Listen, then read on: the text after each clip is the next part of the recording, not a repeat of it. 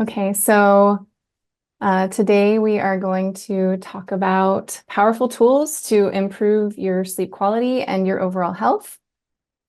Thank you so much to the team at Real Truth Talks for all the great work that you're doing to get so much valuable health information out to the public.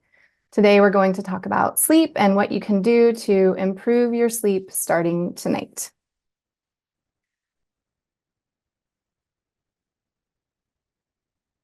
So our agenda. Sorry, I lost my notes. First, I will share a little bit about myself and how sleep became my passion. Then I'll do an overview of sleep and why it's crucial to health. We'll look at sleep and health from a holistic functional medicine lens. And then we will look at some of the most common reasons that we have sleep challenges and address one of the most common questions that I receive about sleep.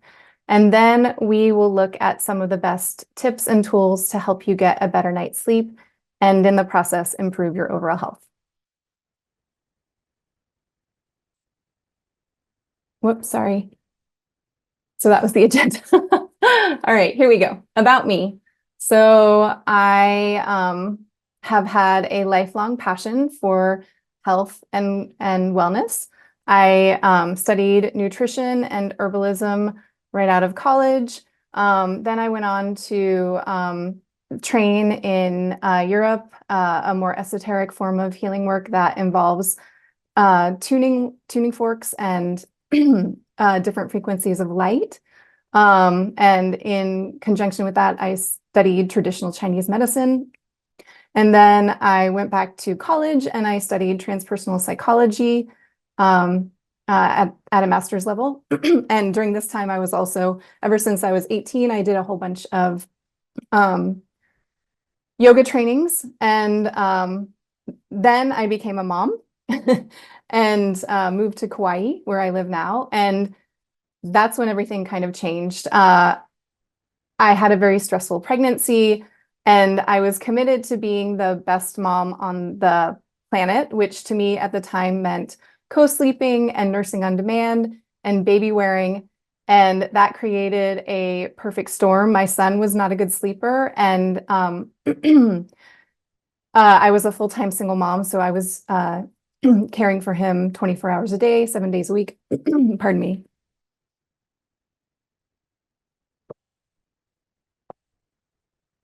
And it took me until he was 3 years old to get him sleeping through the night.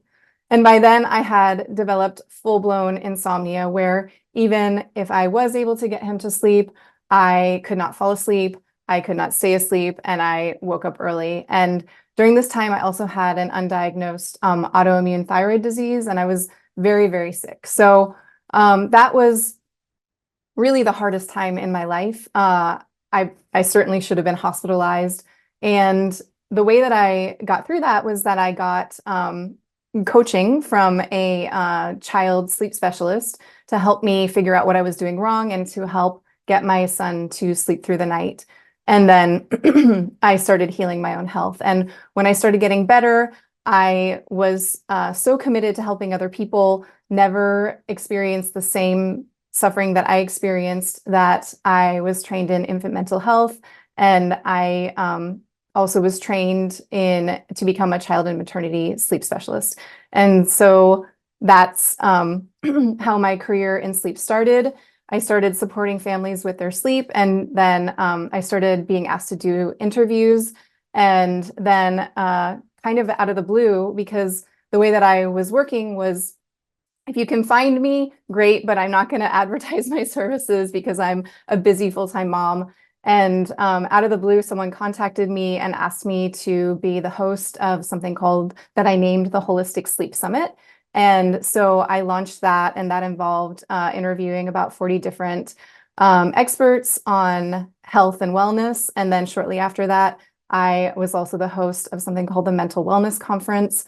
And then I did a second round of the Holistic Sleep Summit, and that really just kind of launched my career into another realm, because now I was interacting with people internationally, and I started working with more adults.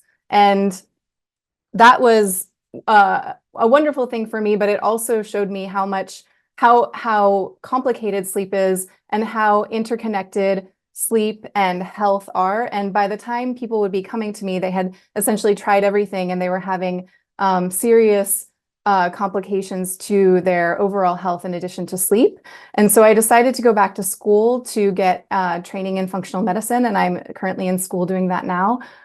So I'm very happy to be doing that because I'm able to go deeper into my practice and help people with more overall health issues rather than just the fundamentals of sleep now. So I'd like to do a quick poll if we can. Is the chat open? Yeah, you can. Yes. What do you want to? You can ask people to either raise their hands, and hopefully everyone also knows how to lower their hands afterwards. But you can ask them to raise their hands, or you can ask them to put something in the chat. Okay, super. So I want to do a quick poll. I want to see how your sleep was last night. So if you could enter into the chat either a 1, a 2, a 3, or a 4. A 1 would be, oh, pardon me, I'm going to have to move this over so that I can see it better. A 1 would be the worst night of your life. 2 would be I slept poorly, I don't feel well. 3 would be I slept pretty great last night, and 4 would be rock solid. I had the greatest sleep of my life.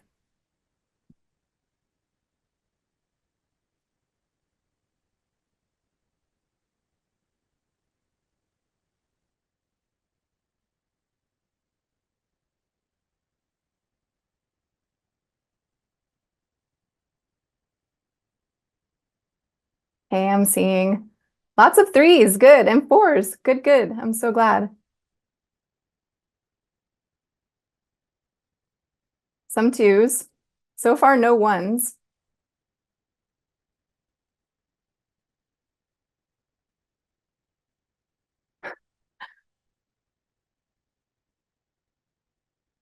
Okay, well, I'm happy to see that no one had a horrible night of sleep last night. That's wonderful. Okay, so of the people who answered that they slept poorly, they had a 2.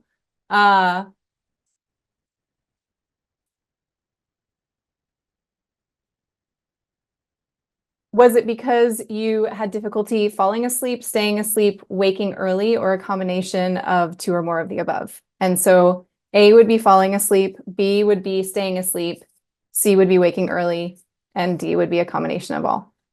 Okay, so staying asleep, waking early.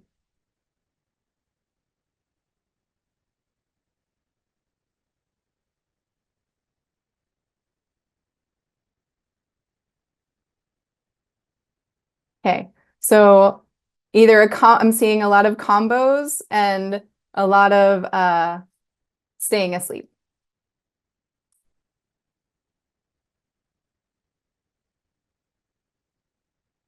All right, let me see. We had some technical difficulties, and so I want to make sure that you guys are seeing the screen properly. Yeah, well, I'm seeing the sleep and health. Sleep is the cornerstone of all health. Great, perfect. So I want to just talk a little bit about sleep in general now. So sleep is the cornerstone of all health. There is not one known aspect of health that is not impacted for better or worse by your quality of sleep. So sleep affects everything, and everything affects sleep. And the night is when your body does all of its rest and repair work. So if you're not sleeping, your body can't heal itself.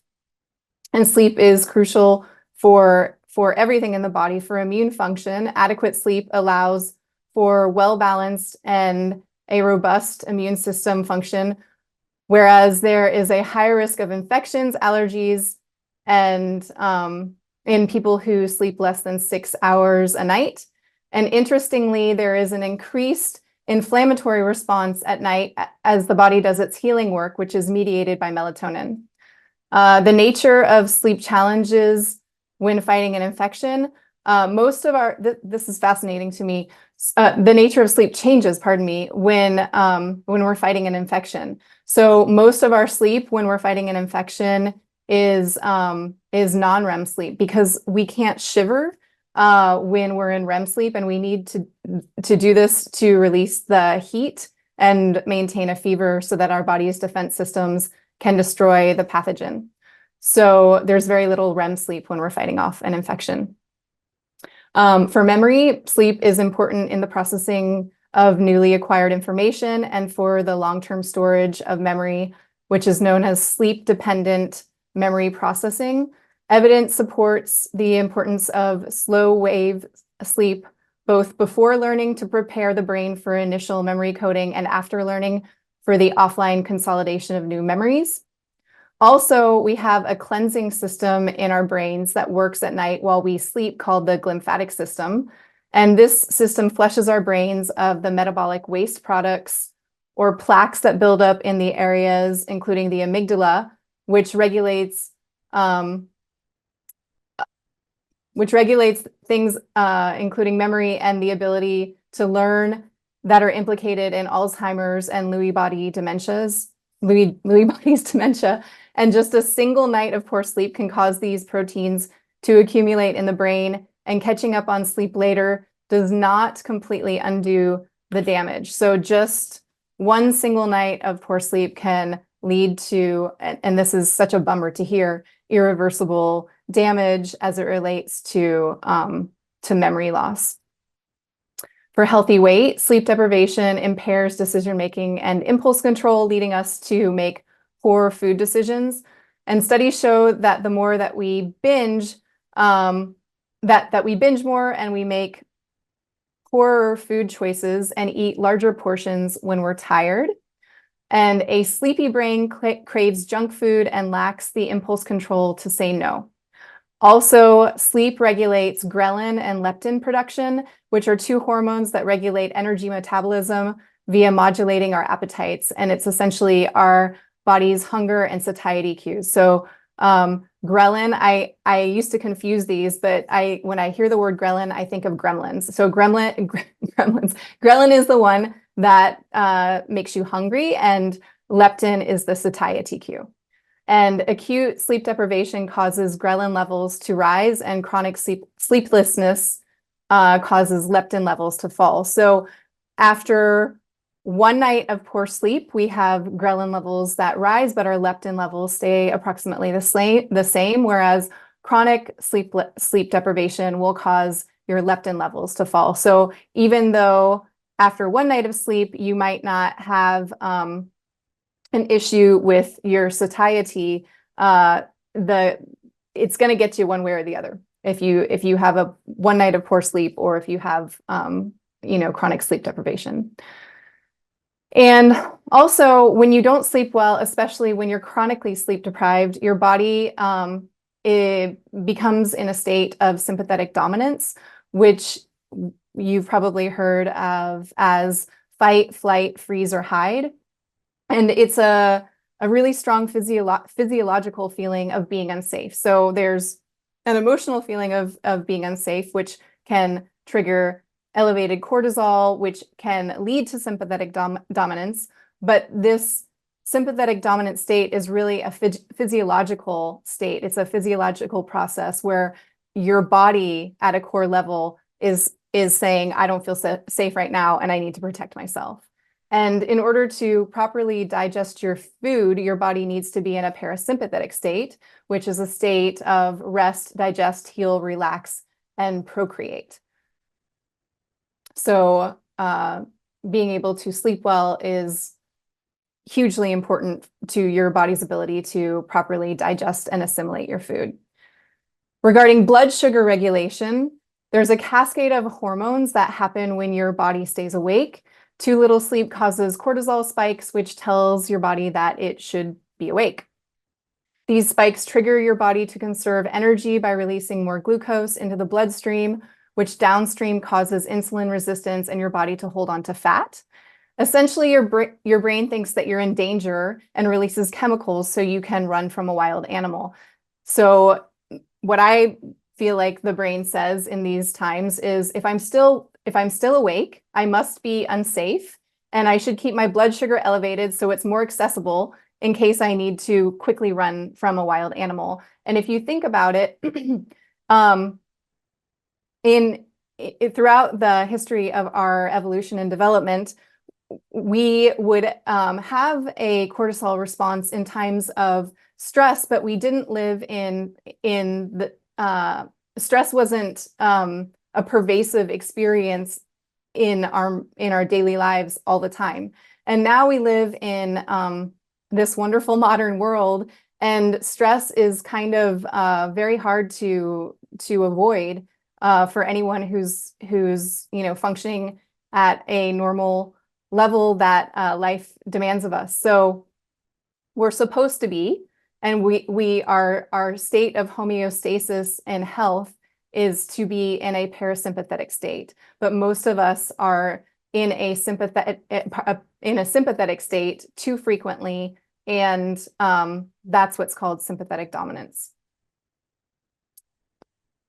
So mood, your sleep quality significantly impacts your ability to experience positive emotions and avoid dwelling in negative emotions. Depression, anxiety, and other forms of mental illness have a direct correlation with sleep quality. And this is a fact that I found so interesting. We are actually less social when sleep deprived, and even objectively less likable by our peers. So they did a study where they took people and they just showed them photos of people's faces, and they had no idea how well they had slept and how tired they were. But what they found was that without any of that information, people were still able to determine whether people, not necessarily whether people were sleep deprived, but whether they were interested in communicating or engaging with that person. And there was a correlation between people being sleep deprived and people not wanting to engage with them, which I find just fascinating.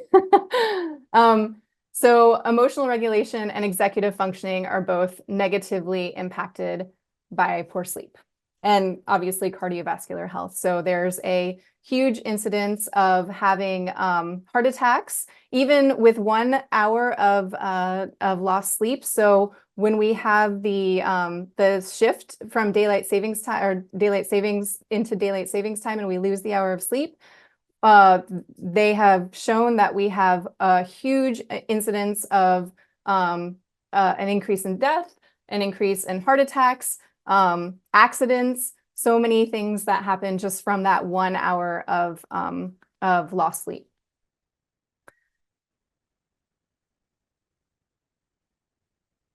Okay, so sleep facts.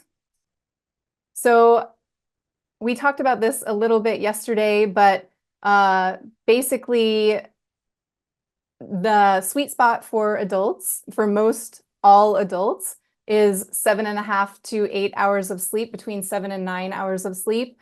I'm sure you've heard of people saying that, oh, I can get by on 5 hours and I do great.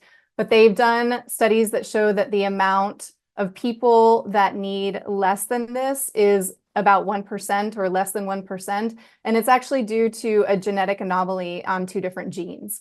So that they've discovered so far. So it's just not accurate that the majority of people can do well on less than 7.5 hours of sleep. And the reason why, and we'll get into this a little bit later, the reason why it's 7.5 hours is because and also the reason why there's that discrepancy between 7 and 9 hours is because on average, a sleep cycle is a 90-minute cycle per night, and we have on average 5 of those. So if you do the math, that comes out to 7.5 hours of sleep. But obviously, for some people, they might have a 78-minute sleep cycle or a 92-minute sleep cycle. So that's an average. So you can only survive 10 days without sleep. You can survive longer without water than you can without sleep. So you can survive for 2 weeks without water, only 10 days without sleep. And this is another interesting fact. The Guinness Book of World Records used to allow people to track sleep deprivation as a thing that you could do to break a record. And they stopped doing this because they found it to be too dangerous. The longest was like 18 days and something like that. But I think that this is so interesting because of all the dangerous things that Guinness allows people to try to compete for, they won't allow sleep. And I think that that says a lot. So sleep apnea and night shift work are both considered carcinogens. So sleep apnea, we talked about this yesterday a little bit. Basically, breathing stops briefly during the night in OSA, obstructive sleep apnea, and central sleep apnea. They're caused by two different things. The obstructive sleep apnea is basically when the muscles soften and the throat leads to the back of the throat gets cut off. Whereas in central sleep apnea, it's a brain and a nerve issue, but the thorax actually stops breathing. But in both of those, breathing stops, and they're so dangerous to health that they consider it a carcinogen. Night shift work is the same thing.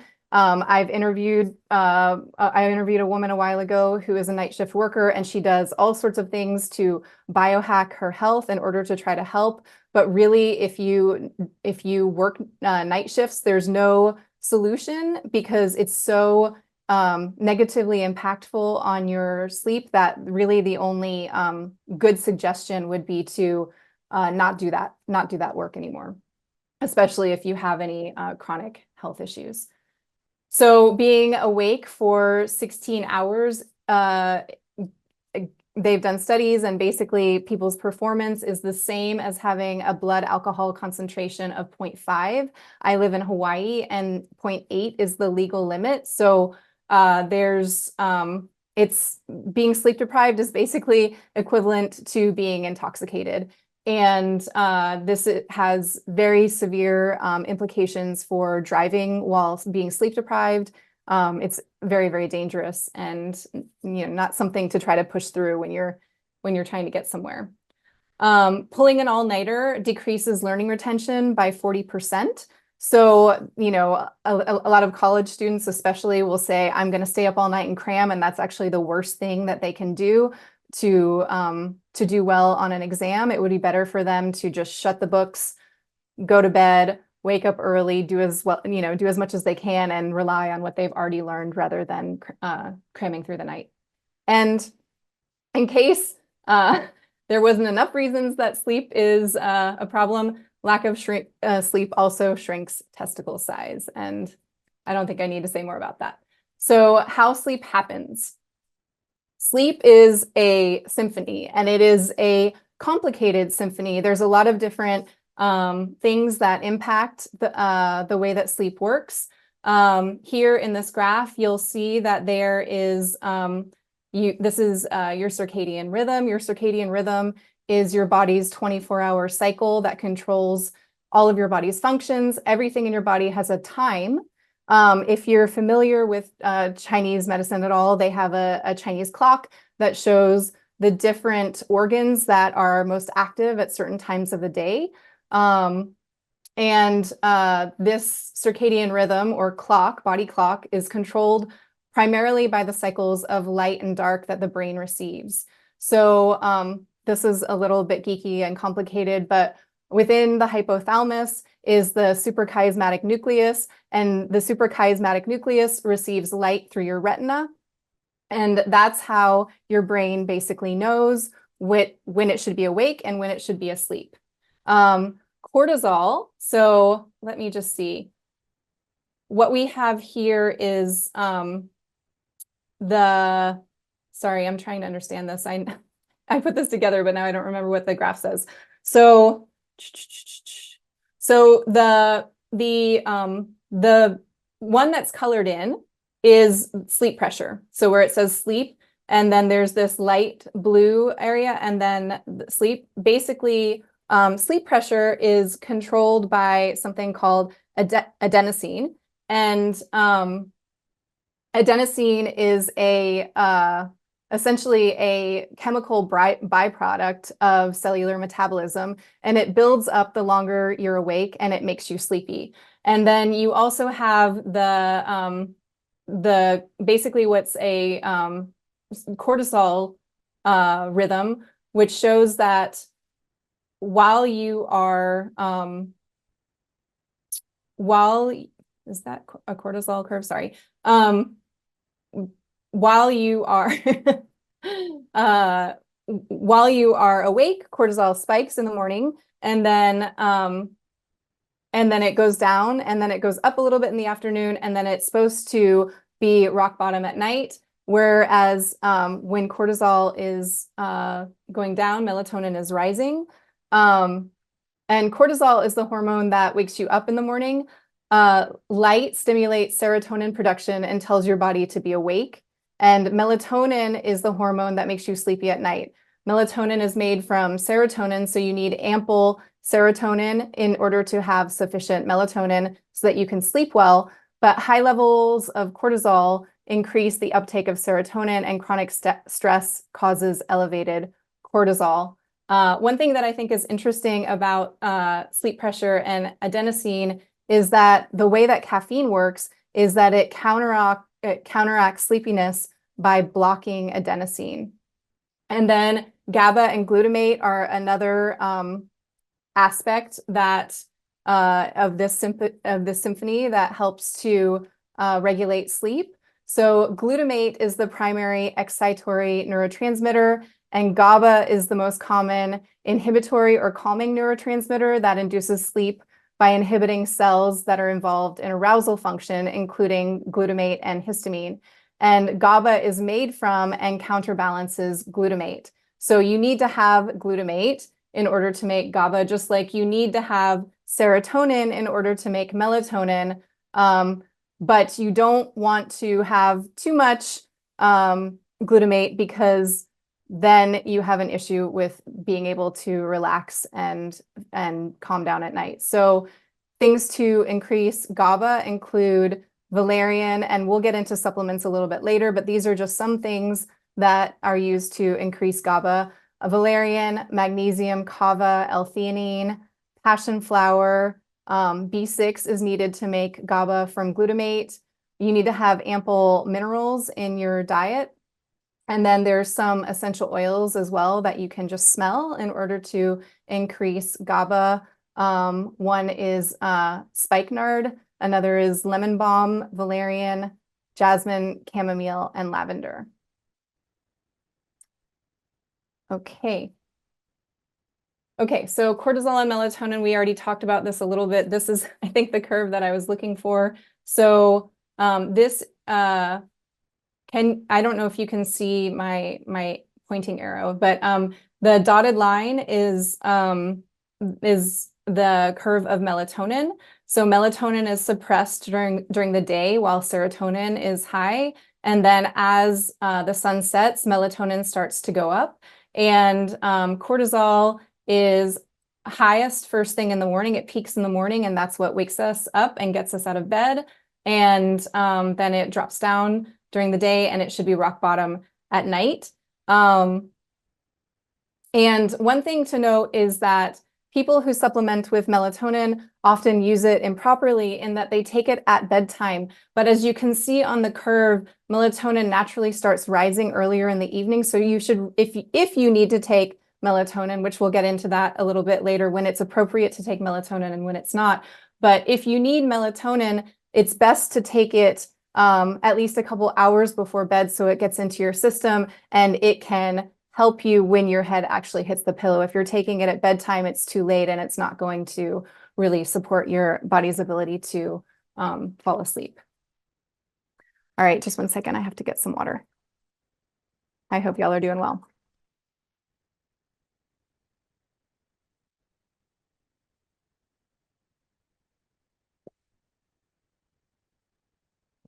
Okay, sleep stages. So in a normal, healthy adult, we have approximately 90-minute cycles, as I said.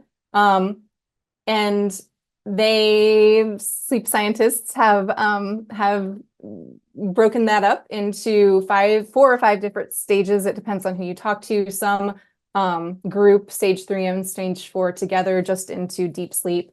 Others don't. But as this graph will show you, when you are in the earlier stages of the night, you do more of your non-REM sleep. So you start in a lighter stage of sleep, then you hit non-REM, your deep sleep, and then you pop up into REM sleep. And so non-REM sleep happens mostly in the earlier part of the night, and REM sleep happens mostly in the early morning hours. And this is really important because non-REM, you do most of your physical repair. REM, you do a lot of emotional repair work. And if you go to bed later after midnight, you're missing the majority of your deep sleep where your body does its physical repair work, including the glymphatic system, which is the system that clears your brains of all of the toxic proteins that contribute to memory loss and dementia. So I know a lot of people, especially in this modern era, are staying up later. Part of that is due to the influence of light on our system and our body not getting the sleepy cues that it should have. But as this chart shows, it's crucial for your health that you get the sleep in the earlier part of the night. Yeah, I think that's it. Okay. So I want to just talk for a minute about sleep and health through the lens of functional medicine. So functional medicine, we'll start. Allopathic medicine is really, really great at fixing things when they're broken, but it doesn't really do a great job of healing or reversing chronic dis-ease. And I'm using that word dis-ease because all of the disease that we experience is actually dis-ease in the body, that our body is trying to communicate as best as it can to us that something's not working and give us information to help it feel better. So in functional medicine, we look at what are the root causes, what are the things upstream that are contributing to how you became ill or developed poor sleep. So poor sleep doesn't happen overnight. It's something that is the result of years and years of dis-ease in the body. And if you look at this, so if you have vibrant health when you're upstream, and then those rocks are basically triggers along the way, those are what contribute to you developing dis-ease. And it's much easier to paddle downstream and engage in all of the activities that cause a state of unhealth than it is to paddle upstream back to vibrant health. So it's really important to remember to prioritize health and self-care and sleep, because reversing it is way more difficult. And that's what I mean by prevention versus treatment. I just did a 2-hour presentation on sleep and dementia a couple of days ago here locally for the local Alzheimer's chapter.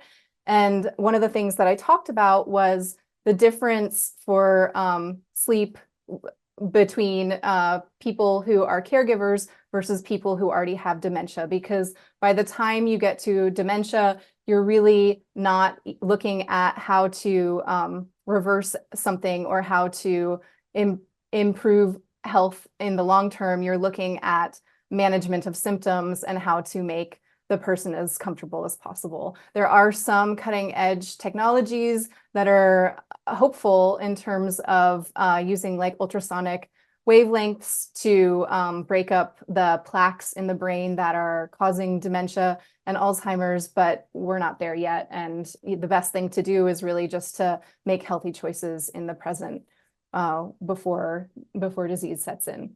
And when we're working from a functional medicine perspective, we're looking at a sample size of 1. So every client that I work with is a beautiful snowflake, And while there are some general health guidelines that we look at that are true for everyone, like we'll talk about with the sleep hygiene tips in a minute, the way the human body is very, very complicated, and the way that one person responds and reacts is going to be unique based on their health history and their genetics. So in functional medicine, we see everyone as a unique individual.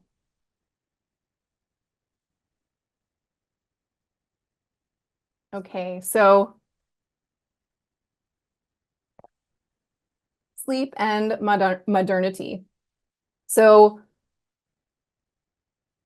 if you look at history and you look at the research that exists, there's not a lot of evidence to show that people had sleep challenges significantly in the past. Yes, there are accounts of people, having disrupted sleep, but it's nothing like we have today. We have absolutely a current epidemic of sleep deprivation on the planet, not only in the United States, but kind of across the board. And my theory on why this is the case is because we have so many dis-ease promoting lifestyle habits. We have, as I mentioned before, so much stress in our lives. We are expected to work full-time jobs, to care for our families, to somehow sneak in like fun on the weekends, and it's a lot. And we also don't have the same support from our communities.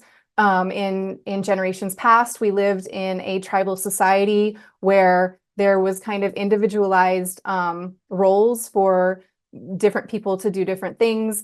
And there was multiple generations. So if the adults needed to work, the grandparents would take care of the child raising, and even differentiated and clear roles for men and women. And all of those things have gotten very cloudy and murky, and it creates so much additional stress in our lives. We are dealing with so many toxins in our food supply and in the air.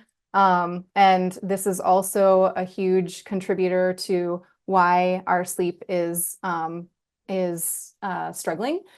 And then we also, and I think that this is one of the main ones, it's one of my favorite ones to talk about, we have so many sources of unnatural light. So if you think about it, when we evolved over millennia, and during that time period, we did not have access to unnatural sources of light. We had light from the sun, light from the moon, and torches, fires, maybe candles.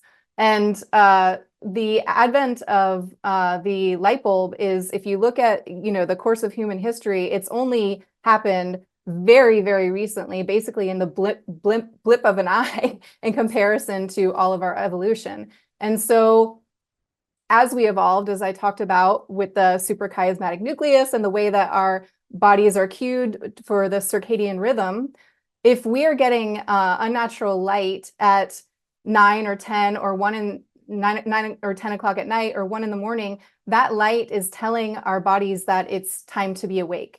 And specifically the light that we're getting from our computer screens and our phones and our devices is very, very high in the frequency of the spectrum of blue light. So sunlight has a wide spectrum of different kinds of light. It has infrared light, UV light, and then all of the visible spectrums of light. But the light from our screens is very, very highly concentrated in blue light. And blue light specifically tells, because blue light, the concentration of blue light in the natural sunlight is mostly at when the sun is in the highest part of the sky, so at noon. So when we're getting blue light from our screens at 1 o'clock in the morning, it's signaling to our brain that it's noon. And this is a huge reason that we have sleep disruption.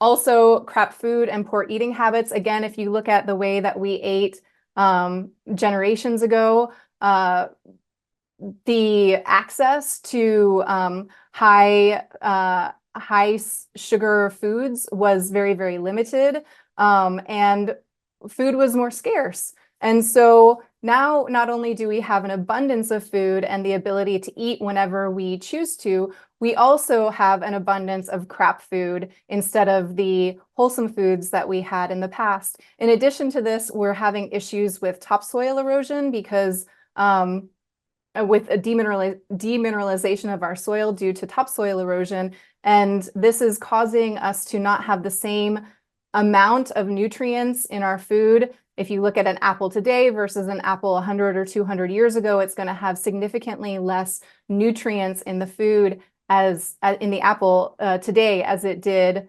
100 or 200 years ago. So even if you're getting the most healthy organic food that you can get, it's still not going to give you the nutrients that you need. And to digest food takes a lot of energy for the body. So there's kind of a with the junk food and the depleted foods that we're eating today, we have kind of an energy loss in our body instead of an energy gain when we're eating, if we're not careful about what and how we're eating. And then also we have such a sedentary lifestyle. So many of us work desk jobs and we are not moving. And again, if you look at our ancestors, they would sleep outdoors in a little hut. They would wake up first thing when the sun would come up, they would go outside. Usually they had to walk, a long distance for water or to manage their livestock or their whatever they needed to do for their days. And they were moving all day long. And now some of us are lucky to get, 5,000 steps in a day. So this is also a huge contributor to why we're not sleeping well, because in order to be able to fall asleep and stay asleep, you need to have a tired mind and also a tired body. If you have one or the other, but not both of them, your sleep will definitely be impacted. So this is one of the primary questions that I get from people, which is, why am I waking up at? And it's usually around 3 a.m. That's usually the sweet spot for when people wake up. So early awakening is a sign of stress. Basically, what it means is that your body is saying, okay, I gave you all the sleep that you need to just to survive, but now you have to get up and run away from a saber-toothed tiger or something. That's essentially, the brain hasn't fully evolved yet into this stressful reality that we are living in. So when it experiences the kind of stress that we're having on a daily basis, this stress, even though it's not coming from having to run from wolves or a saber-toothed tiger, the response is still the same. So it's basically saying, you got what you needed in order to keep living. Now get up and do what you need to do to make yourself safe. So this could be the stress or the threat of stress could be a physiological stress. So you could have an infection in the body or some sort of allergic response going on, or it could be emotional stress, or it could be a combination of both. And emotional stress feeds into physiological stress, and physiological stress can cause emotional stress, so it's a bi-directional pathway there. We talked about the role of cortisol and how, so let me see. Sorry, just one second. I just want to, it seems like I want to move this up. Oh, it won't let me. Okay.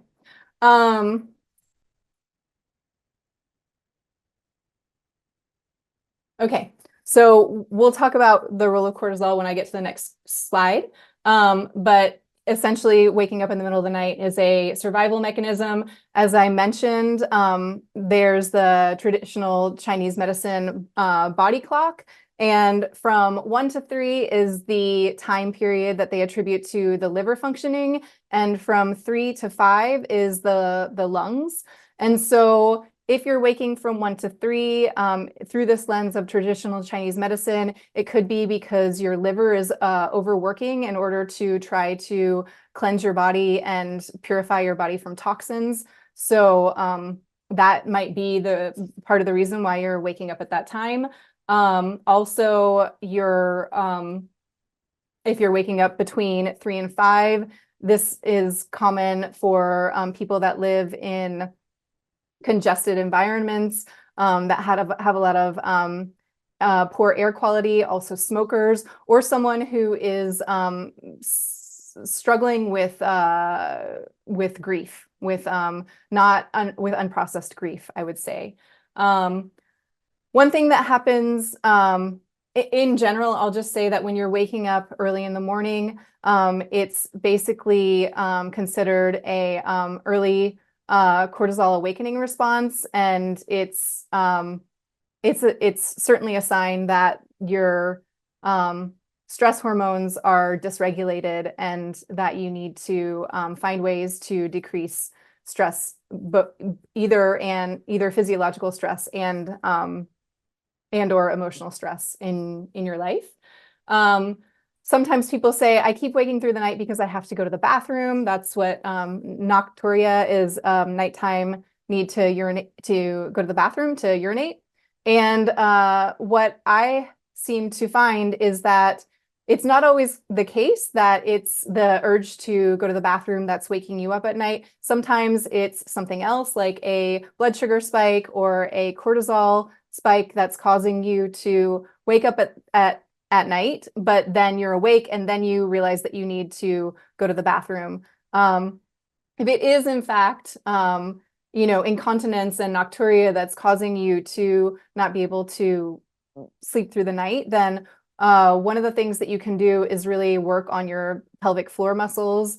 And another thing would be to not drink liquids as late in the night, and then also be careful what kinds of medications that you're taking, and if any of the ones that you're taking specifically at bedtime are causing you to have more water buildup in the body. And then there's this concept that some people are just morning larks, and that there is some genetic component to people either being night owls or morning larks, but I would really caution you to automatically come to that conclusion that is the case, because more often than not, what I find is that it's actually due to a disrupted circadian rhythm and underlying health issues rather than an inherent genetic predisposition. So this is a graph that shows cortisol, the cortisol response in a healthy human versus dysregulated cortisol.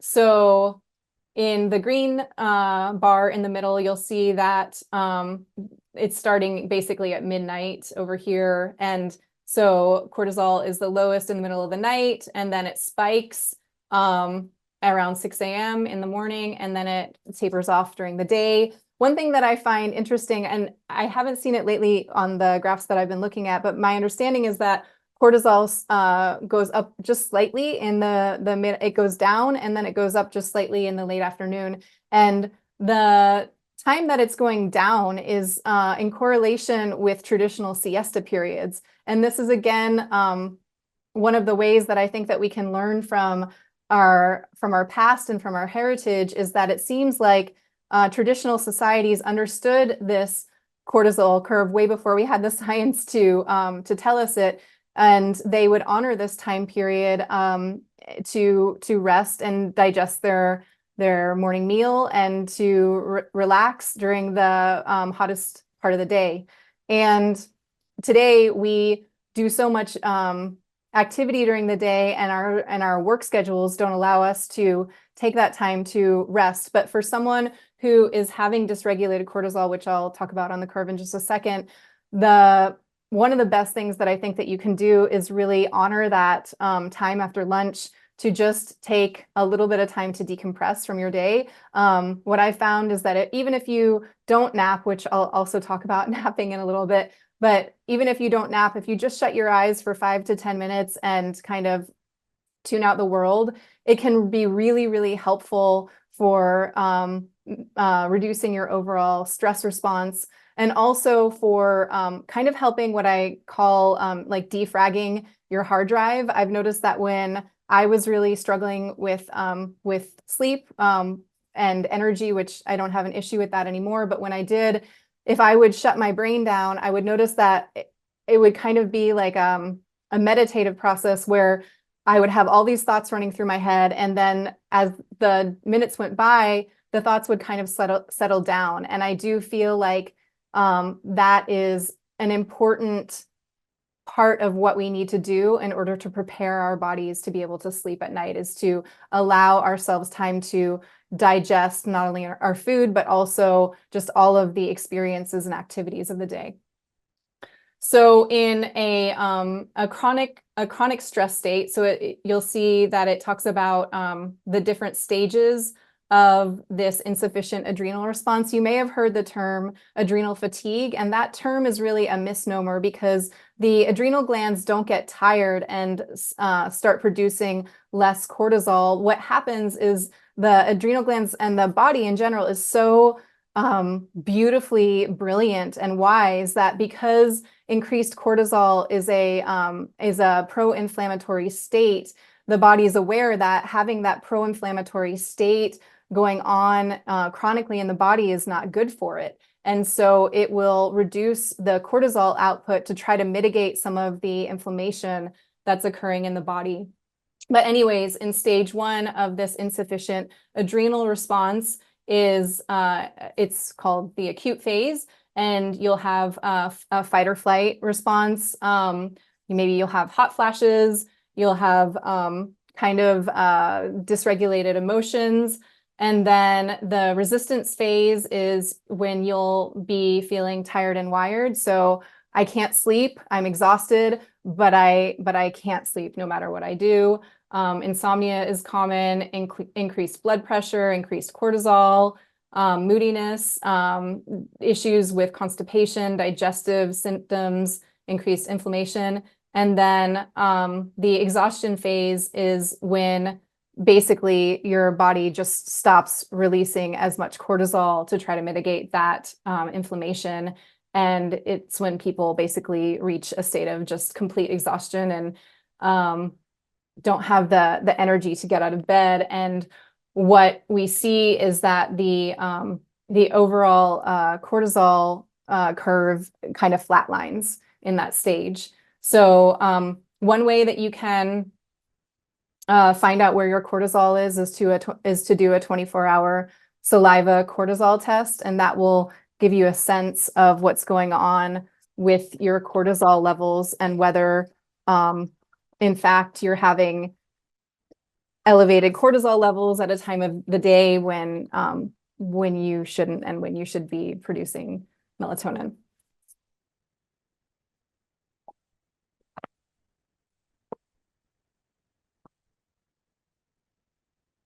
Okay, general sleep tips. So you probably heard about sleep hygiene, and I feel like I could talk about sleep hygiene till I'm blue in the face, and I feel like people get just annoyed with hearing about sleep hygiene because it's kind of what everybody talks about all the time.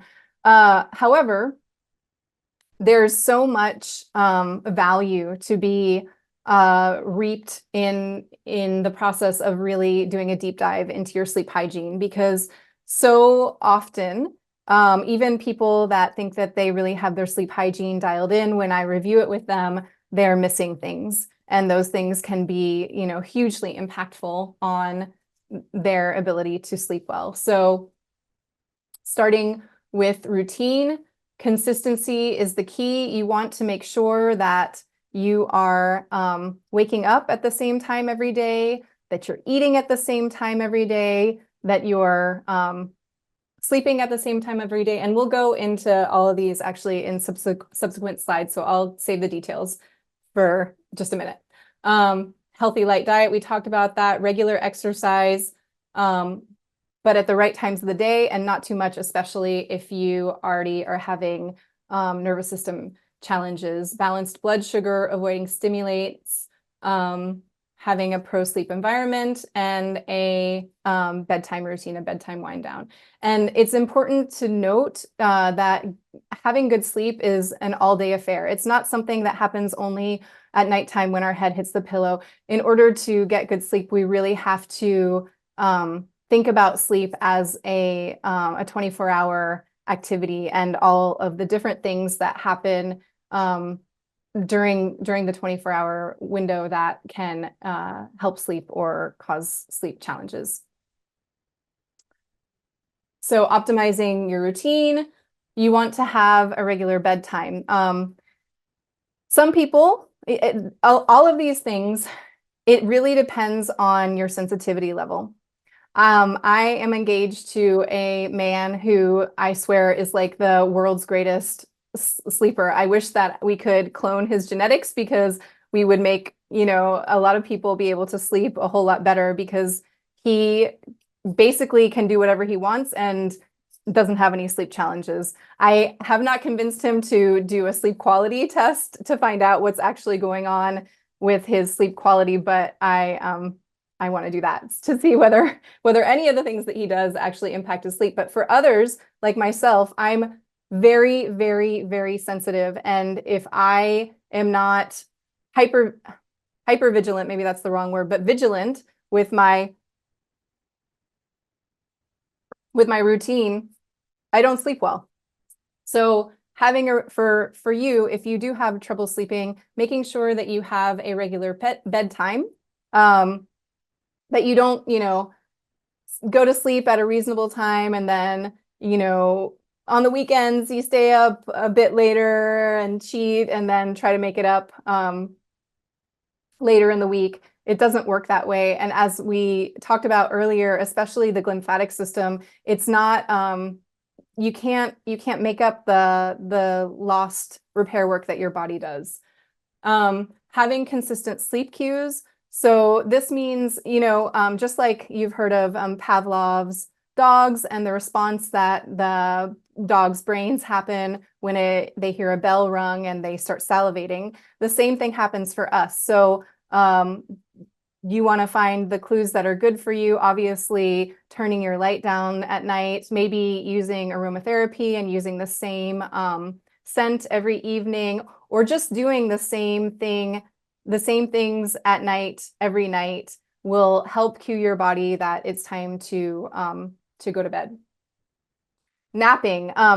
With napping, some people, it really messes up their sleep.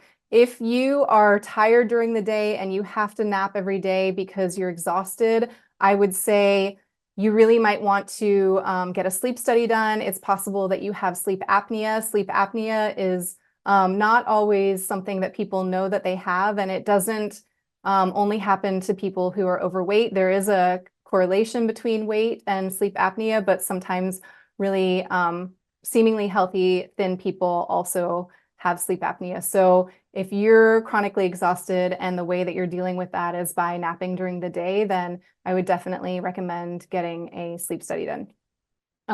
If you are going to nap, you want to nap for a shorter period of time. So I would say a maximum of 20 to 30 minutes. Like I said, that after lunch chill time, whether it's a nap or whether it's just a decompression time, is really, really great for your overall stress levels and your sleep. And if you do nap, you definitely don't want to nap late in the day because that can cut into your sleep pressure and prevent you from being able to fall asleep at night. The timing of exercise movement is really, really good. We want to make sure that we don't do it too late in the day because it will increase the amount of cortisol that you have in your body, and it will suppress melatonin in the process. So the kind of general rule of thumb is at least strenuous activity, at least 4 hours before your bedtime. It's perfectly fine and wonderful, actually, to go out after after dinner in Mediterranean countries, I lived in Italy for a while, they do something called the passeggiata, where after dinner every night, everybody goes out and they stroll on the promenades, and it's just a lovely experience. One of the wonderful things about taking a walk after dinner is that you're also exposing your body to the sunlight of the light of the evening hours.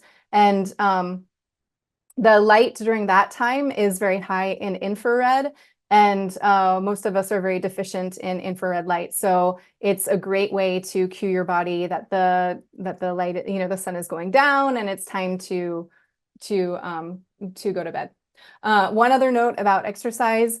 I do not recommend strenuous exercise for people who are chronically and severely sleep deprived, because it's too much for your body when you're already in a state of sympathetic dominance. So for people who are really severely sleep deprived, I recommend gentle exercise. Maybe if you're not familiar with yoga, you could Google yin yoga classes, or just slow, gentle, relaxing stretching.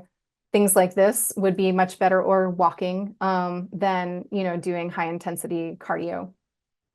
Alarms. So ideally, you don't need to use an alarm to wake up. Unless I'm traveling, I never ever wake up to an alarm. The problem with an alarm is that it disrupts your sleep cycle, and you can actually feel more stressed out or more groggy than if you were to wake up naturally. So in order to get the timing of, you can't control your wake up time as much, but you can control your bedtime. And basically, if you do the math, you would look at your wake up time, whatever time it is that you need to wake up, and count back 7.5 hours, approximately, maybe 8, to add on that 30 minutes to just wind down, and that would be your bedtime. And then that should get you to where, if you're sleeping a full 5 cycles in the night, that you're waking up when your alarm needs to get you up. So like I said, sleep is an all-day affair, and so you also need to have a wake time routine. It's not healthy to just wake up and rush out the door. It's really excellent to wake up and to do some gentle stretching in the morning, also to make sure that you're getting natural sunlight exposure.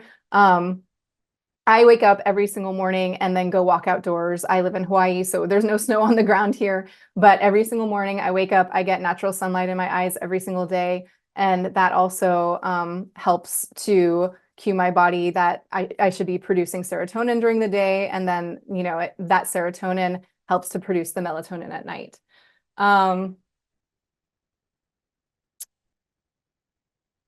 think that the night terrors and the sleepwalking are actually not supposed to be on this slide, but I will just mention them for a second. So they are a form of parasomnia, and they are things that happen in the non-REM stage of sleep. There's also something called REM sleep disorder, where people are acting out their dreams and they're not actually, because in REM you're supposed to have sleep paralysis, but in REM sleep disorder, people act out their dreams. Night terrors and sleepwalking happen in non-REM sleep. I was going to go into some of the more common sleep challenges that people have, but I decided to skip that because this talk is all about tips and tools to help you improve your sleep. Okay. So a healthy light diet, we kind of already hit on this, but the light diet is the term that I use to describe all of the light, natural or unnatural, that we receive over a 24-hour period. So a healthy light diet, you need to be getting as much daytime light exposure. Again, if you think about our ancestors, they were outside all day long, every day, and they were overall healthy as a result of that. Sunlight is crucially important for our health. As I said, it regulates our circadian rhythm. And it also allows our bodies to produce vitamin D, and vitamin D is crucial for our sleep and for our immune system function.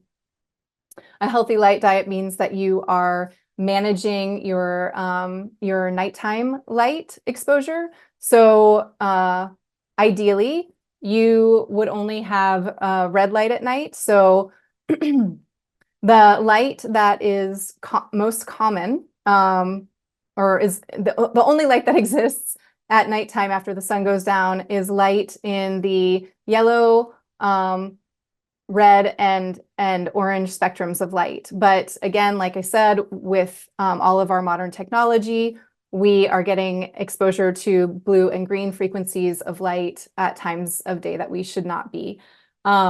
So blue light, I want to make this clear, there's nothing inherently wrong or bad about blue light. Blue light is absolutely essential for our health and wellness.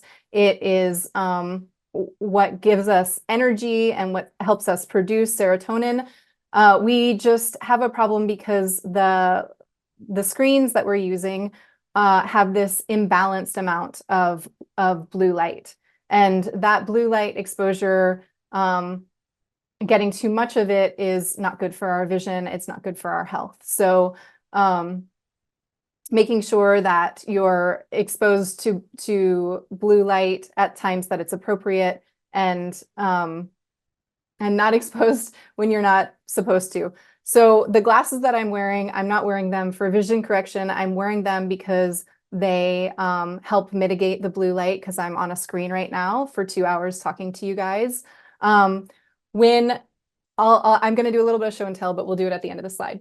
So there's also a differentiation between incandescent light versus which are the traditional light bulbs that we've had forever, versus the newer light bulbs, the compact fluorescents, the and the halogen lights. Sorry, just 1 second. So the incandescent lights generally have a warmer cast and are more in the yellow and orange spectrums, whereas the compact fluorescent and the halogens are really high in the blue and the green spectrums of light. And also, incandescent light is like a steady stream of light, whereas the compact fluorescents, they have a flicker rate. So in addition to the fact that they have a really high frequency of the blue and the green frequencies of light, they also flicker and stimulate the brain that way. And it's something that we can't see, but it's definitely something that affects our nervous system. Okay. Red light at night. Either in the form of tools that you use to control your environment, or using candlelight at night, or fires if you have a fireplace. Those are the only sources of light that your body really should have in order to have an optimized circadian rhythm and optimized sleep. So in my house at night, it looks like the red light district in Amsterdam, because I don't have any normal lights on after dark in my house. And in order to achieve that, I use all sorts of different tools. So one of my favorite simple things is, this is just a simple night light. And these are bulbs that you can get off of Amazon. They're super cheap. They're like Halloween party bulbs, and they cast a amber glow. And so I have these all around my house. You can get LED night lights, but they have that flicker rate. So I really recommend, I know that they are more energy efficient, but if you're concerned about your health, I really recommend using incandescent light bulbs. Another thing that I use is glasses. And my favorite glasses are these by a company called Viva Rays. So these are made by a company called Blue Blocks, but these are the ones that I actually usually use during the day. I just think that they look a little funky when I'm doing presentations. But Viva Rays is a company that's done a whole lot of research with spectrometers in order to determine the specific frequencies of light that are beneficial for daytime and nighttime use. So these glasses basically make light as similar to natural sunlight as possible. And then there's these other two lenses that come with these that, that this is what they call their eaves. And so you can wear these in the evening when you still need to do work. Pardon me, now my hair is stuck. When you still need to do work in the evening. And then these are the, pardon me, these are the nighttime lenses, which block out all of the blue and the green spectrums of light. So this blocks out some of it, but not all of it. This blocks out all of the blue and green spectrums of light. And you don't want to put these on until you're ready for bed because they will make you sleepy. Another option is that you can use screen apps that will change the light on your devices. There's an app called Flux, F.lux. It's a free app, and you can set it so that it is actually aligned with the timing of the sunset and the sunrise, and that it will change the tones of your screens so that it's correlated with that. I know that iPhones also have something called night shift that you can change to mitigate it. And I actually figured out there's a hack that you can put where you can just create a double click on your phone and then it'll make your screen completely red. I do that at night. So yeah, you want to mimic the light of your ancestors. Okay, a pro sleep diet. This is another really essential part of sleeping well, is what you eat during the day and when you eat. So you want to eat at regular times. The circadian rhythm is also impacted by and impacts your hunger and satiety cues. So you don't want to eat here, there, and everywhere, especially if you're having sleep challenges. You really want to eat at regular, specific times throughout the day, every day. You really want to avoid snacking, because snacking doesn't allow your body to properly digest, and it creates more stress and inflammation in the body. Intermittent fasting is wonderful. And what I recommend for people who haven't ever done any fasting in their life is just don't eat at night. So there's a reason breakfast is called breakfast. It's because you're supposed to break your fast from the nighttime. And I know a lot of people who can't sleep well, they get hungry in the middle of the night, and really the best thing that you can do is not eat during that time and to just drink water. This is also a really great way to deal with the symptoms of jet lag, is to not eat while you're traveling, and then once you get to your times, to where you are, eat according to the time zone that you're in, like you would, and that will help to reset your circadian rhythm. It's important to eat protein and healthy fat at every meal, because this will keep your blood sugar balanced.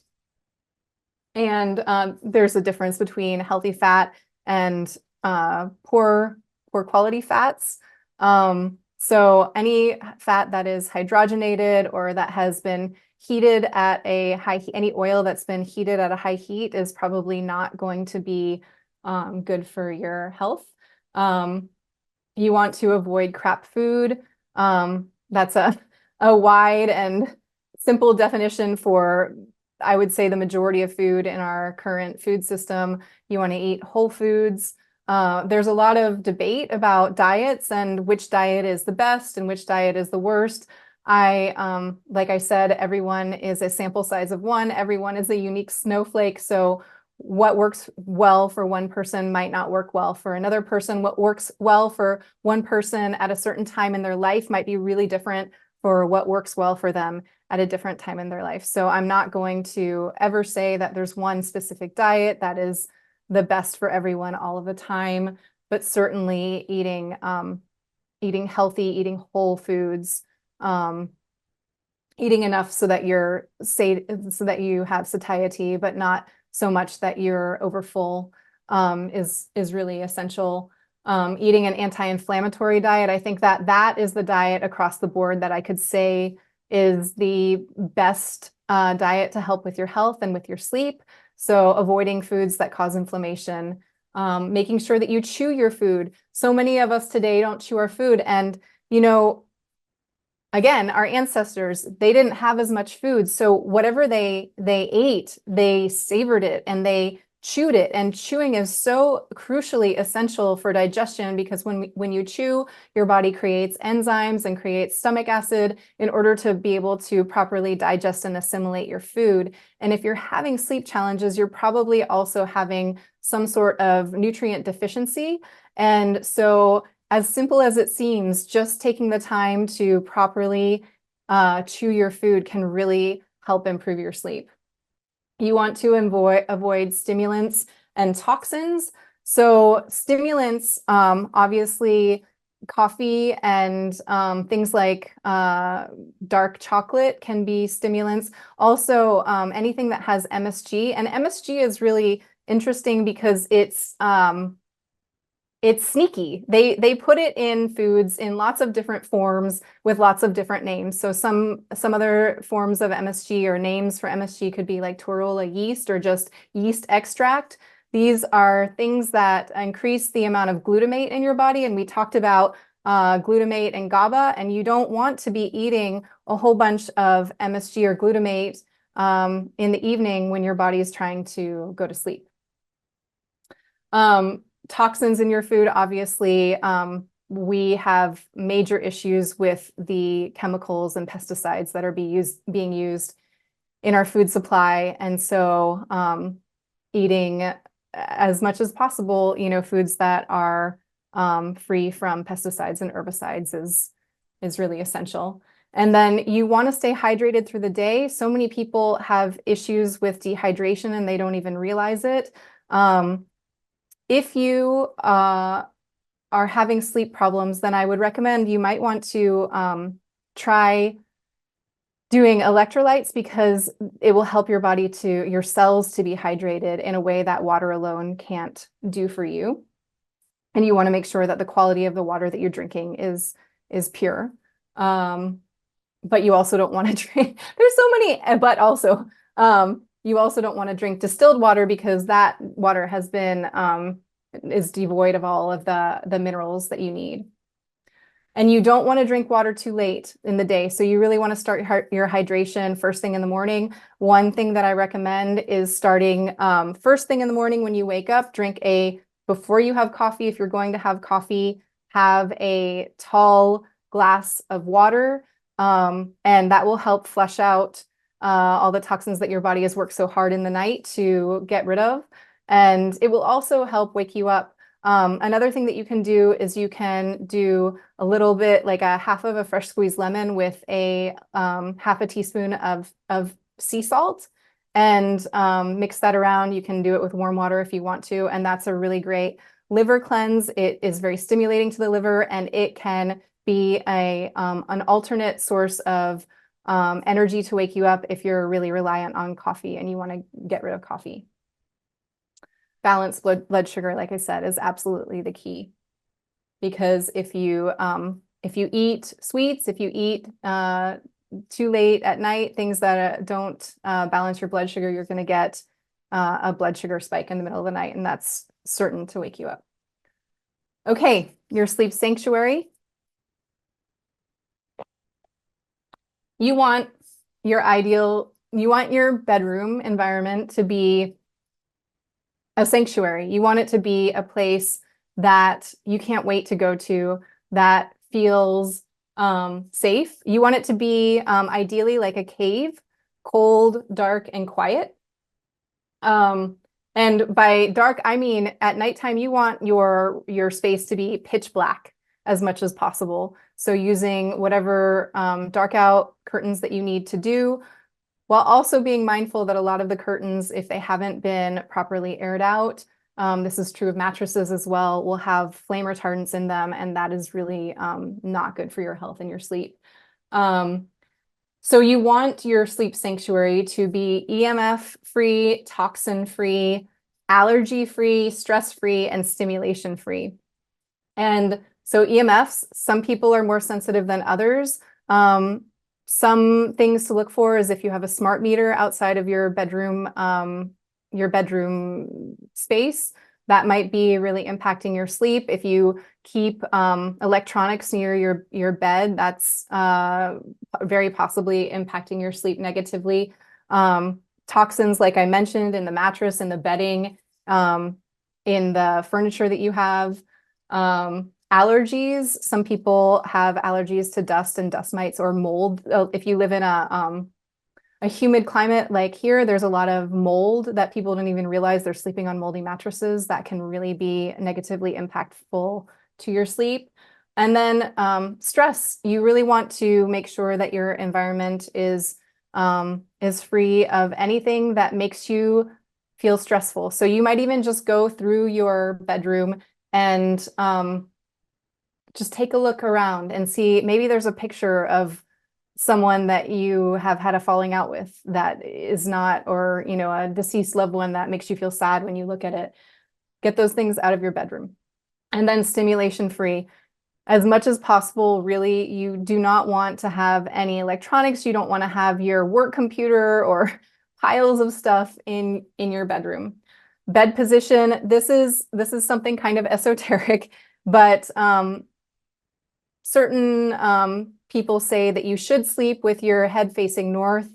One of my teachers from India says, actually, no, that's the worst place that you can have your your head facing, because this is different, obviously, when you're in the northern hemisphere or in the southern hemisphere. But for people in the northern hemisphere, if your head is facing north, this theory from my teacher is that the iron in your blood will go into your head, and it can cause long-term chronic health issues and also impair your sleep.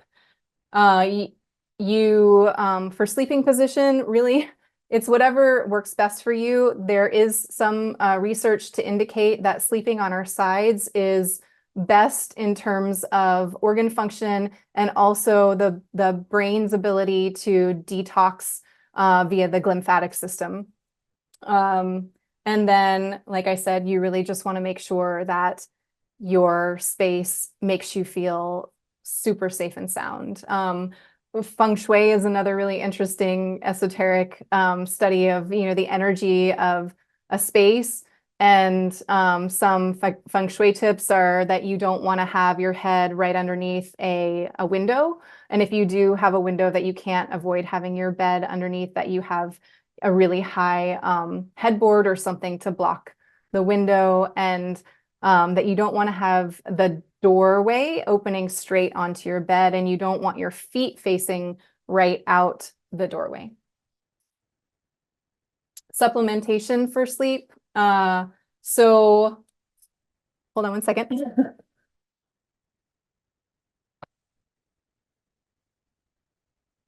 Here's the thing. It would be wonderful if we did not need to supplement, but unless you're eating foods from remineralized soil all the time, then you're probably not getting the nutrients that you need, because, as we talked about, we're dealing with topsoil erosion all over the planet and farming practices that don't rejuvenate the soil. So for most people, I would recommend a multivitamin. Multivitamins, there's not a one size fits all for them. Some people have gene mutations that they need to have certain forms of different vitamins that would require them to have a different kind of a multivitamin. So this is where, you know, working with a practitioner to really figure out and dial in what the best multivitamin for you would be. Calming herbs, we talked about some of them when we were talking about the things that help increase GABA production. Some of the more common calming herbs are passion flower, hops, valerian, L-theanine. These can be really, really great for you, but again, it's a trial and error thing. For example, I know a lot of people who don't do well on L-theanine, and some people absolutely love it.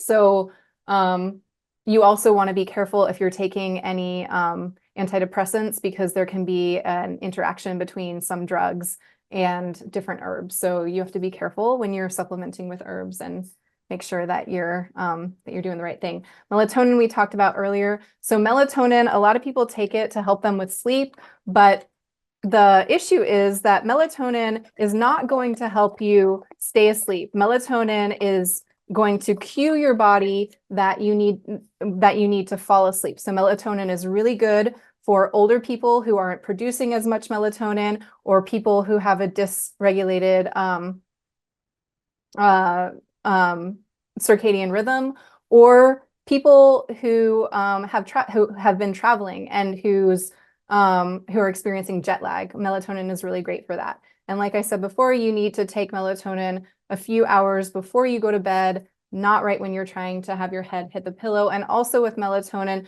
most people are taking way, way too much. So you need to really start low and slow with melatonin.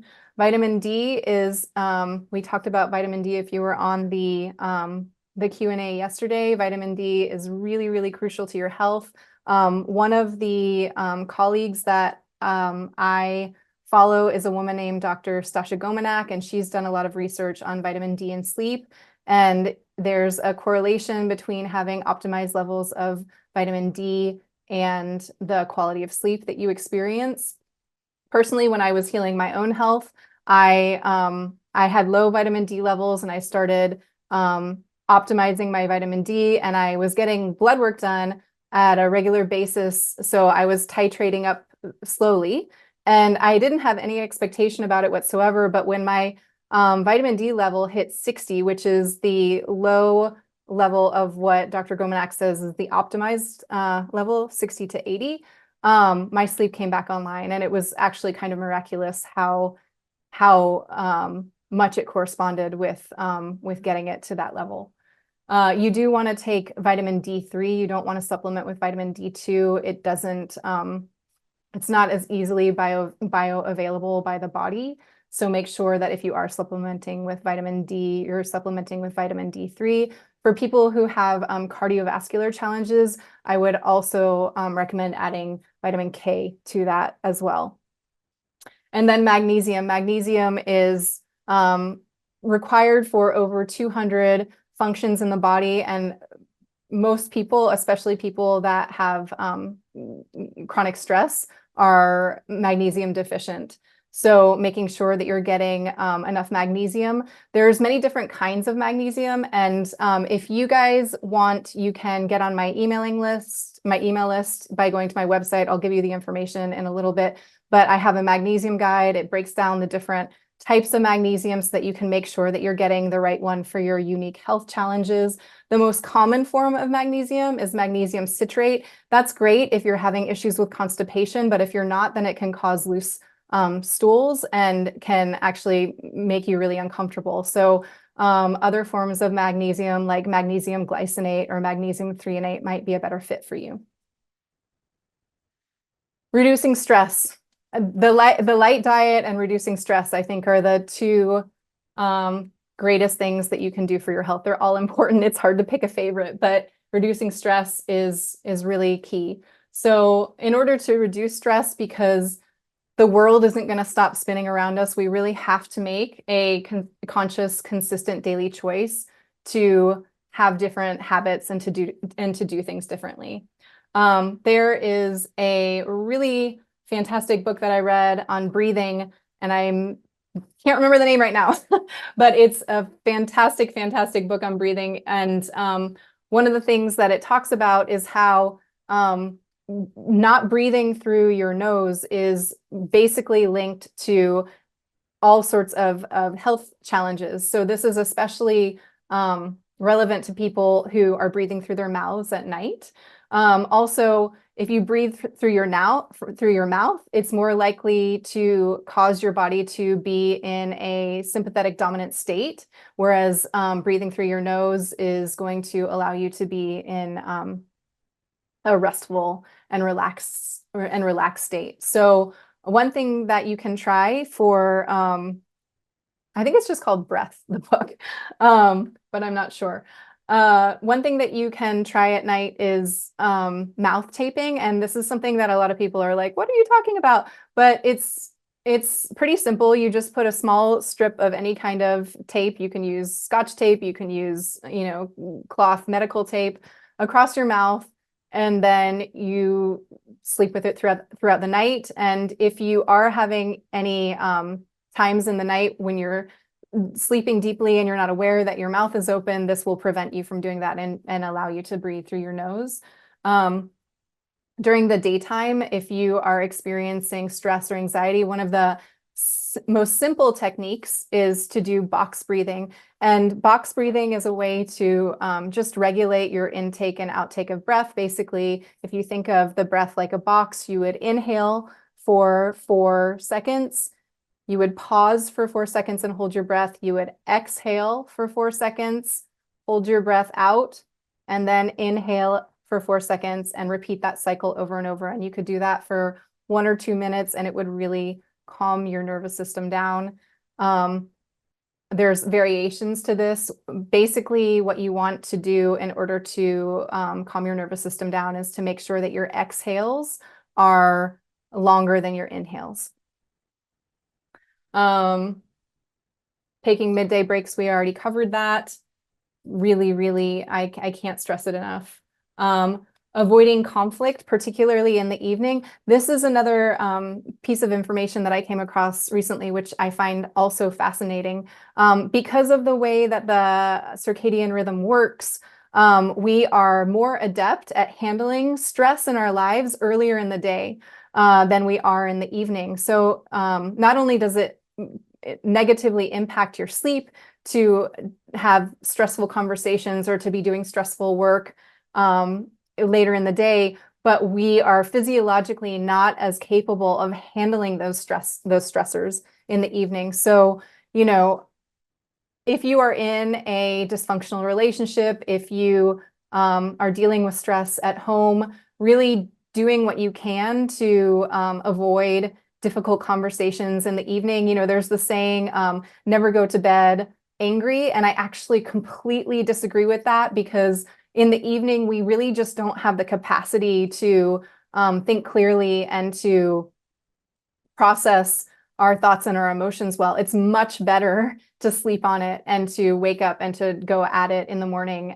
with a fresh mind and a fresh heart.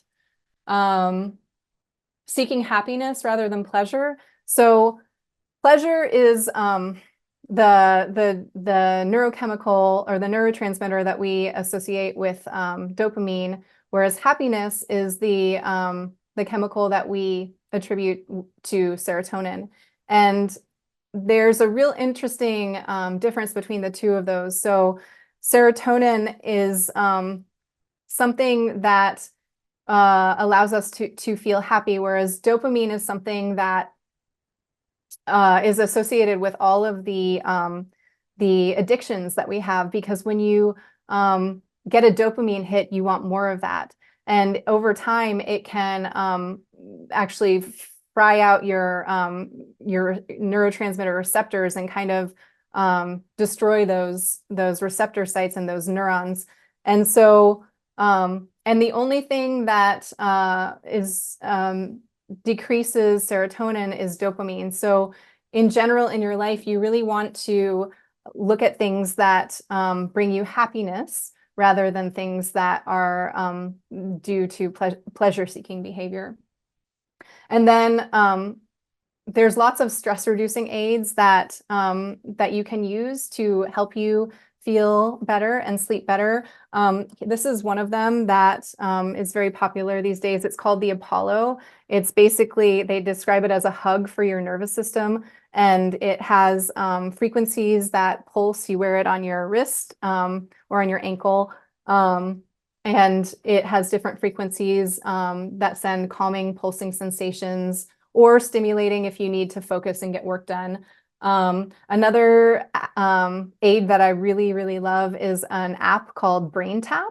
BrainTap is an app that uses binaural beats along with these really beautifully recorded, inspiring state dialogues, I guess you would say, that just help calm your nervous system down. And this is great for people who say that they've tried meditation and they can't meditate. And I want to just say that if you're in a chronically stressed state, you might not be able to meditate, and there's no shame in that. It's really about just understanding where you're at, where your nervous system is at, and meeting it where it's at. So brain tap is a wonderful way because it kind of does the meditation for you, and you just can sit back and relax, and it will help your brain shift into a parasympathetic state.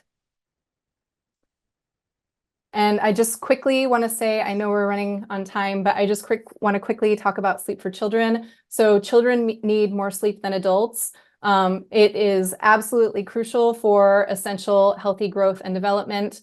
We have a huge issue of sleep deprivation, especially in children, because of the use of screens and technology. There's a misunderstood aspect for teens. So teens have sleep latency in that they naturally get tired later at night than adults or children, and then naturally wake up later. And a lot of people have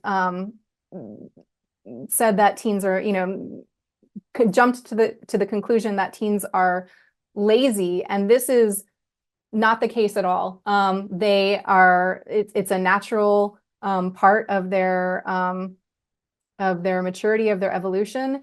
And it's something that should be honored, because there is such a huge, sadly, coincidence between teenagers and suicide rates and sleep deprivation. So if you know a teenager, if you have a teenager, doing your absolute best to support them to be able to have that natural sleep schedule and sleep in. Asking a teenager to wake up at 6 or 7 o'clock in the morning is like asking an adult to wake up at 2 or 3 in the morning. It's really, really hard for them. Caregiver sleep tips. I just want to mention this really quickly because I did this dementia lecture. For anyone who's dealing with caregiving, sleep is even more important and even more of a challenge. Especially if you are caring for someone as either a young parent or as a caregiver of an elderly family member, and you're having to wake up in the night to care for them. So it's really important to be self-full and to prioritize your own wellness. There's that saying that, you put your mask on first in the airplane before you put on your child's mask. This is absolutely true. Self-care is not selfish. Get stress when you need it.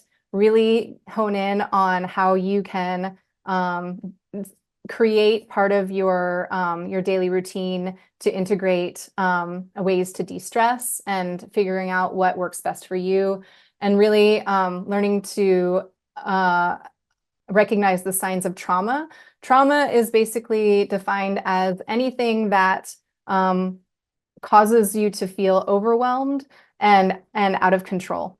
So there's this kind of trauma has like some negative I can't think of the word, but like allocations to it, and that's not necessarily the case. I think it's really important to normalize the experience of trauma, especially for caregivers, and to get help when you're experiencing trauma, because when you're in trauma, you're in a sympathetic dominant state and you're not going to sleep well. And if we have time, I would open the chat up to you guys to ask you one thing that you can, to reflect on this. What's one thing that you think you can start doing tonight to improve your sleep? And what's one thing that you can do to be more self-full? If we don't have the time, then I would just really recommend that you take a minute after we end this talk and reflect on that, because sleep is something, it doesn't get really poor overnight, and it also doesn't get better overnight, but it's the baby steps. It's every little thing that you can do that will help turn your sleep around. And thank you. And if you want to go to SuzieSenk.com, you can sign up for my mailing list to get free sleep tips, that magnesium guide, and a resource list with coupons to some of the things that we've talked about that will help you with your sleep. Thank you so much, Suzie. Really appreciate that. So a lot of great information. And if you want, we can have people, we can go ahead with the Q&A, and then we can have people put in to ask those two questions. I don't know if you want to pop that screen back up with those two questions, and they can just put it in the chat. And if you want to kind of peek over there, you can, and we'll just go on with the Q&A. Yeah, I think that given the time, I would just say let's let them reflect on that on their own time so that we have time for the questions that people have. So first, so last night we had a panel where we had a vitamin D expert, and you were thoroughly enjoying yourself learning all about vitamin D. And I wanted to see if there was anything in regards to sleep that you learned from talking to Dr. William Grant about vitamin D and its impact on sleep. Well, I actually emailed him after the our Q&A because I had several other questions for him. And I think one of the things that I'm waiting for a response is whether the optimal level that he mentioned, the 29 or 30, is impacted by the test group that was used. In other words, if we were to look at people who have more of an agrarian lifestyle, who are more less modernized, whether that would also be the case for what their average vitamin D level is.